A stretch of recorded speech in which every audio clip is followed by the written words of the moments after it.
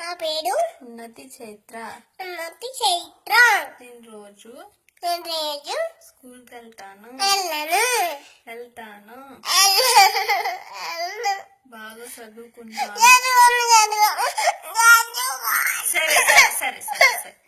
ఇంట్లోనే ఆడుకుంటాను. స్కూల్కి వెళ్ళను. అమ్మని బాగా తింటాను. స్కూల్కి మాత్రం వెళ్ళను.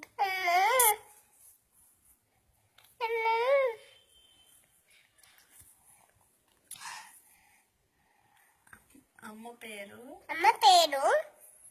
ఇల్లిమ. నాన్న పేరు డాడీ. నాన్నమ్మ పేరు నానమ్మ.